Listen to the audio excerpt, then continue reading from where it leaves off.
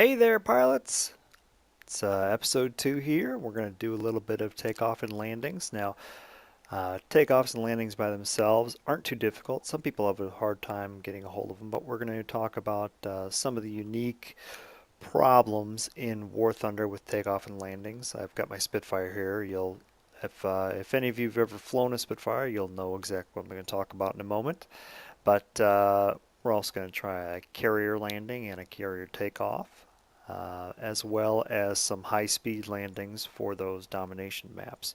So let's get started. I'm going to start up my engine. We're just going to go full throttle here. Now this is the easiest way just to figure out how to take off and land. Now some of you who only play arcade, you'll say, well, who cares about taking off and landing? Well, when you start getting more and more advanced planes, you're going to want to be able to land to repair them. In Tier 1 and 2, it's not necessarily that big of a deal, but you can see there I just kind of stalled out. Tail's still flying. And then now it's on the ground, so I'm just going to hit the brakes.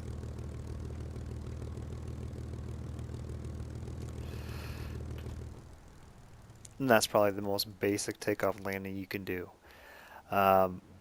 I'm going to get into that a little bit more here, and I'll explain in more detail what we just did. So, we'll get going again. And War Thunder in particular, when the gear is down, it automatically puts the flaps down for you when you're starting like this.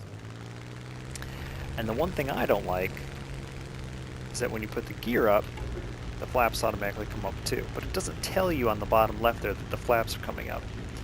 So I like to manually put the flaps down. Let's throttle back.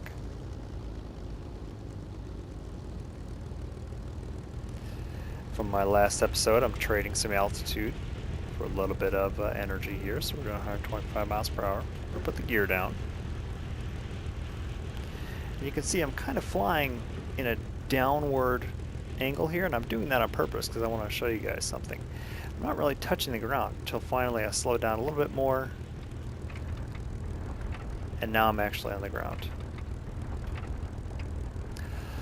So this is a weird aspect of real flight, and especially in War Thunder 2. It seems to be modeled pretty well, where it's called a ground effect. So when you get close to the ground, when you're traveling pretty fast, there's a lot of air traveling over the wings, and it has a habit of coming in straight in the front, and then it kind of gets angled down as it passes the wings. And what happens is, when you're just above the ground, it makes a little bubble of air underneath it that you can just ride on. And it's a little confusing, and this screws people up a lot. I see, especially in the domination maps, where people are trying to land and they just kind of fly over the entire runway, no matter how long it is, maybe 5 feet above, and finally they get frustrated and just try to force the nose down into the driveway or into the runway, and they end up just damaging their prop or completely blowing out the landing gear and crashing. That's because of that ground effect buffer, and it is modeled in War Thunder, and it does play a pretty big impact towards what you try to do. So how do you deal with that buffer that you get underneath you? Well, when you're taking off, let's just take a notice of what speed the aircraft will take off. I'm going to leave the gear and flaps alone. We're pointing up already, so I'll just leave it, and we're up off the ground at 60 miles per hour. Okay. So I know I can fly on that buffer at 60. Aha, see? Alright. So, what I wanted to do there was show that yes, you can fly at 60 miles per hour when you're on top of that buffer. But if you try to go any higher than that at that low speed, your plane can't fly. So what happened there was, I throttled back, I just tried to stay at 60, and I kept climbing. At a certain point, I passed where the buffer was supporting me. My momentum kind of took me a little bit higher, and then dropped out of the sky and crashed back through that buffer too quickly for the plane to recover. So we're going to come back up again. We're just going to try and hang out right on top of the buffer here. If I go too high, I'm going to crash. There we go. So now I've got the throttle cut. I can pull up as much as I want. It doesn't matter. And you can see if I hit the elevator, there you go. So right now I'm trying to nose down as much as I can, and it doesn't do anything. I'm just not going fast enough to nose the aircraft down. So this is one thing I wanted to point out with the Spitfires themselves on landing, is that when you're up to a good enough speed, so we're just going to go fast on the runway here now. Okay, so when I'm going at this good speed on the Spitfires, if I hit the brakes are on the front wheels. The rear wheel isn't even touching the ground, but it doesn't have a brake. The whole aircraft's just going to pivot around those front wheels, and then I'm sure you've seen many people do this. Yeah. I've done this a lot of times myself too. Either that or it'll flip upside down onto the runway. It's okay because it'll get repaired on the runway, but obviously this isn't how you're supposed to land. So you really want to wait until that rear wheel is on the ground and you're going a slow enough speed before you start hitting the brakes. And that starts with your landing speed. So don't land going super fast to begin with, and then you won't need a lot of runway to slow down. You can hit the brakes before then, so we'll practice a little bit. Okay, so here we are. We're going 60 miles per hour down the runway. I'll hit the brakes, but I want to let go when I start getting below 40, 50. When I'm below a speed where I know that the plane can't possibly fly, I'm going to let go of the brakes and get that tail wheel on the ground. At that point, you can pretty much hit the brakes as much as you want and it'll just stop. Okay, so then the question is, let's say you're just going off, you're taking off, getting airborne. We're going to raise the gears, going to raise my flaps on me. I'm just flying along. Okay. The key when you're taking off is keep in mind your energy that we talked about in the first episode. So I'm just getting off the ground, I'm going nice and slow. I don't have any altitude to trade. I don't have much kinetic energy to trade, so I can't go jerk and stick to the left or to the right. I can't go into a straight up dive like this. I can't do much of anything but be very, very gentle about my my flight. So here we are. We've just gotten off the runway. Got to lose some speed here for a little bit, just for demonstration. So we've just taken off the runway. I don't have that much energy to me, and I'm going to try and yank the stick over and start going and getting that guy that's coming in our base that's attacking it. It's everything I'm taking just to stay off the ground right now is to demonstrate this for you, but this is not an effective airplane right now. So be gentle when you take off till you get some good speed going, and you'll be fine. There's a reason why the game waits for 15-20 seconds after you take off to reward you with points for a takeoff, because it takes so long to tell if you've been successful or if you're going to do anything dumb like I'm doing right after takeoff. So what I'm going to do is I'm going to get out of the way, so we're going to talk about landing. Okay, so here we are. We're lined up for landing. This is how I like to come in. This is usually how you'll see aircraft coming in at an angle. What this does, I'm just going to throttle back. You can cut the throttle once you know you're going to make the runway, and that just takes a little bit of experience. Put the gear down. Once you know you could coast to the runway, just cut your throttle off. And we're going to aim for just below the runway. What I'm going to try and do is land on that bubble, that ground effect bubble. This is called the flare. And then we're just going to gently set it down. The shadows in War Thunder actually are very helpful. So this is the point where it's really, really tempting to nose down into the runway. You can see I'm just riding that bubble like this. but I'm in no hurry. It's a big runway. Not too concerned with running out of runway on this map. So we'll just touch down. Nice and soft. Hit the brakes, and we're getting down to about 40 or 30. I'm going to let go. There, now the aircraft settle. I'm going to hit the brakes again. No problem. That's probably the gentlest landing you're going to have in War Thunder. Okay, so I said you wanted to come down at an angle, pointed at an area just before the end of the runway before. So this would be an example of an extreme angle. So why don't you want to come in at too high of an angle? Well, there's nothing I can really do, put the gear down, to lose my speed at this point. It's just too fast. I'm doing 220 miles per hour.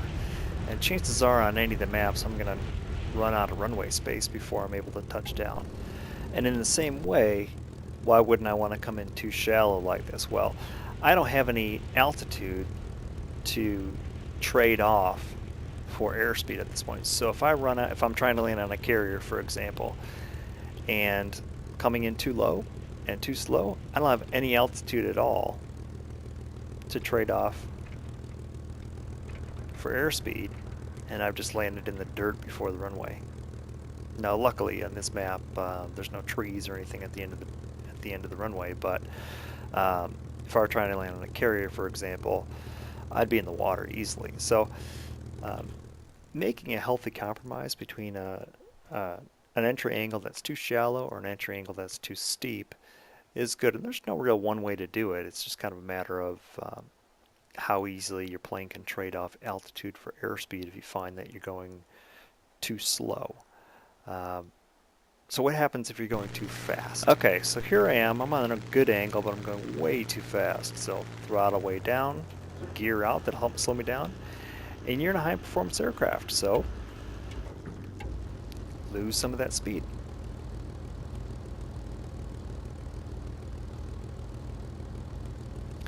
Just keep an eye on your speed to make sure that you can still fly. And here we are. So we went from 220, 230 down to 110 over the course of maybe a quarter mile. We're looking great for landing here. Cool. So let's go check out a carrier. So this is a good time to talk about flaps as we're on our way out to the carrier group here. So what flaps do is make the wing a little bit bigger, we can just say. I won't get into the technical details of exactly why flaps work the way they do, but just think of it this way, that the bombers that you're going to fly in War Thunder have very long wings. I don't mean wide like this, they're just very long. So from the front to the back, they're quite long, and they create a lot of lift because they've got a lot of bombs to carry, they've got a lot of bomber to carry. When you're going to press the flaps, so put the landing flaps down, you can see, here they go, that it's just going to extend those panels out the back. And that's effectively made the wings just a little bit longer, give me a little bit more lift. The angle that they're sticking down is doing quite a lot to give me a lot of lift. And that just allows me to fly at a little bit lower speed, because what you've effectively done is, yeah, you've made the wings have a lot more drag as they go through the air, but they're creating a lot more lift than is necessary for the plane. So if I can create a lot more lift than normal, what that allows me to do is fly at a slower speed than the plane normally should be able to fly at. So right now we're doing 100 and I have no problems. I'm flying, I'm actually climbing just a little bit, and we've dropped below 100 miles per hour, and the plane is perfectly fine. I can maneuver it pretty well. So we know that before we were able to fly at about 60 miles per hour on top of that bubble, that ground effect bubble. So I'm going to try and bleed off some speed here, and we'll see. Pull the nose up. Plane is starting to behave a little weird. So I'll try to maintain my altitude and see what we can do. Okay. So what I'm able to do is I'm almost able to fly at that 65 miles per hour that the plane can fly at with low flaps or no flaps sometimes on the ground effect, and I'm at 3,000 feet, so works pretty well. Now, let's go see our carrier. Okay, so here we have a carrier. You can only land one way on it. The tower's on the right. You can see there's a couple wires right here where these lines are. And that's where you want to touch down. And really landing on a carrier is no different than landing on a runway. It's just you want to practice on a runway quite a bit until you get good at controlling where your wheels are touching down, because on a carrier there's really no room for error. If you come up short, you're going to slam into the back of the ship. If you go long, you'll end up missing the wires completely, and if you're not quick on the throttle, you might fall into the ocean in front of the ship. So we're going to try carrier landing here and see what happens. So here we go, doing pretty well. I'm just going to use my throttle, try and stay right around that 80 to 90 mile per hour range. See if we can't hit the target this time. So can I see my guy? I can.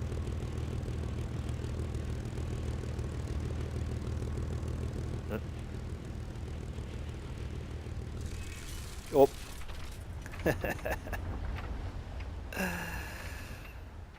So I hit the prop on the front of the plane. Uh-oh. Okay, so instead of trying to demonstrate the wires with a plane that's actually built to land on runways, what I was trying to do is just basically hit the carrier and then take off again.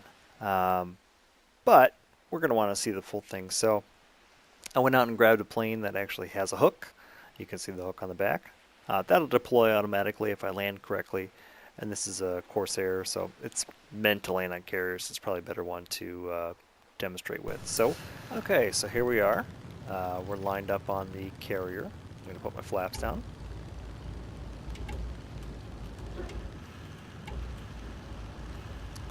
Get the gear down. I'm just going to try and maintain this 95 mile per hour speed, because it seems like I can fly at 95. A little right, so come left a little bit. Alright, looking okay. A little bit more power. I'm having trouble pulling up.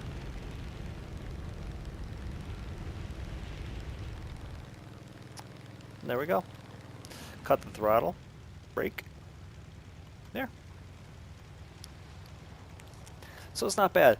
It really isn't that difficult to land on a carrier. I know that sounds weird, but try landing on the runway a dozen times or so, 15, 20 times maybe. Pick out a spot on the runway and just concentrate on learning how to touch your tires down exactly where you want them. Now in War Thunder, a lot of runways, the runway is the same level as the grass outside of it. So the point, and you can land on the grass, so the point where the runway meets the grass is a good target for you. So try to hit that point over and over and over again, and you'll do fine. Okay, so here's the P-38, and I told you I would show you a high-speed landing for those domination capture maps. Those maps, sometimes you don't really have a whole lot of time to line up for landings, and someone will come shoot you down if you're going too slow. So I like to use a plane like this for a few reasons. Put the gear down here and we'll see. Now, for one, the Spitfire that I was using before, it seems like if you try to land, even if you get the landing right, if you try to land at faster than, say, 250 miles per hour, the drag on the wheels is just too much and it'll flip forward. It's like the brakes are on, basically, when you don't have the brakes on. So I've had quite a few problems with braking that.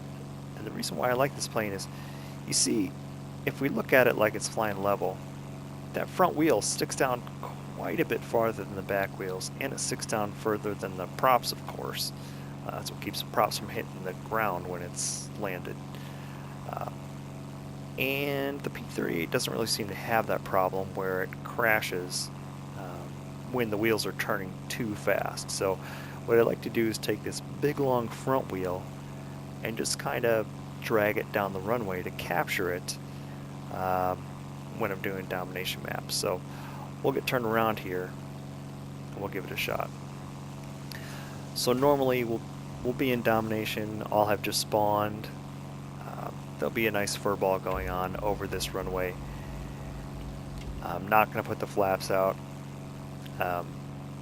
Whenever anybody tries to land, they get instantly shot down because they're doing 150, 100 miles per hour maybe, and they just can't get in and out of that runway fast enough to capture it. Well, what I like to try and do is,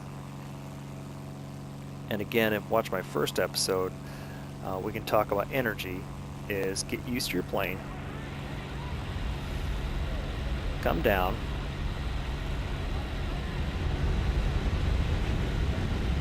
right now we're doing almost 400. All right, so let's see if we can try that at about 300 or so. So the nice part about going this fast over the runway is that you can overcome that ground effects barrier pretty easily because you've got so much air going over the control surfaces. And the plane's pretty responsive at this height. So right now the front wheel's on the ground. And most capture maps have a pretty long runway, so if you can time it right, and I'd be out of here. So nobody has any time to come get me.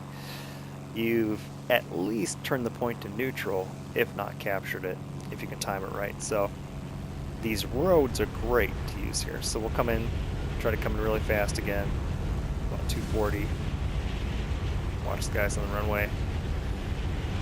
And I've got that front wheel on the ground right now. No problems. And it's been captured. I take off, and I'm already doing 250. Go to wet, put the gear up, and I'm gone.